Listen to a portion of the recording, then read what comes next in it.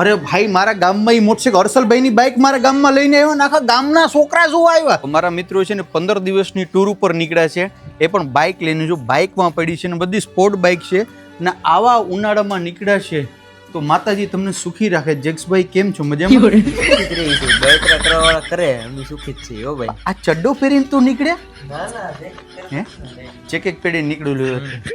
ઓહો કેસે હો? અરે મોજે મોજ મોજે મોજ ને. કેટલા દિવસની રાઈડ રહેવાની છે? અત્યારે અમારે જો 10 થી 15 દિવસનું અત્યારે અમે વિચાર્યું છે. ઓકે. અને આખો દરિયા કિનારો મારવાનો વિચાર છે. ઓકે. પછી જોઈએ ડિપેન્ડ અત્યારે હવે જેમ જેમ નીકળતા જાય ને જેમ વાતચીત કરતા જાય ને નવા નવા એરિયા મળતા જાય છે. ઓકે. અને આપણી સાથે છે જેક્સભાઈ, જેક્સ લાઈફસ્ટાઈલ, હર્ષલભાઈ અને ડોક્ટર વિરલબેન. કેમ છો? બસ મજા મજા મજા. તમે મને એક બહુ ખોટું લાગ્યું કે મારા દીકરાને ન લઈને એવા દ્વિશું ને કે જોઈને જેનો હું બહુ મોટો ફેન છું. શું કે આ રાઈડમાં તમારે કેવી એન્જોય કરવાની છે?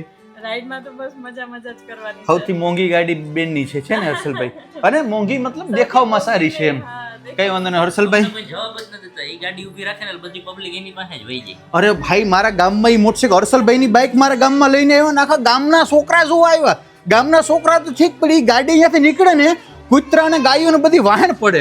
હે સાંભળો સાંભળો સાંભળો પરેશભાઈ, વાત સાચી. કૂતરાને ગાયું વાહે પડે, આ હજી વાહે પડે ત્યારે ઝૂમ કરીને આગળ નીકળીએ ને સેલે હિરલ બેન હટાઈ જાય પાછળ એમ. બેનભાઈ અને આ લોકોના હેલ્મેટ જો મિત્રો, હેલ્મેટ પણ એવી છે આમાં જો બધા કનેક્ટ થઈ ગયેલા છે. 3 હેલ્મેટ એકબીજા 3 કિલોમીટરની રેન્જમાં વાત કરી શકે એવું બધી સિસ્ટમ લઈને જાય.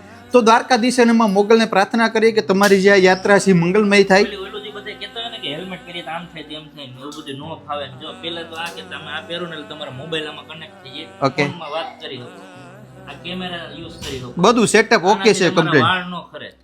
અને હેલ્મેટમાં હવા ઉજાસ ને એમાંથી બધું આવે એટલે હેલ્મેટ સારા વાપરો ને તો તમે પહેરી. અને ભાઈ સૌથી ખુશીની વાત એ છે કે 12 જ્યોતિર્લિંગમાં ફર્સ્ટ જ્યોતિર્લિંગ એટલે કે દેવાધિદેવ મહાદેવ સોમનાથ દાદો અને સોમનાથ દાદાના સાનિધ્યમાંથી આ યાત્રાની શરૂઆત થવા જઈ રહી છે.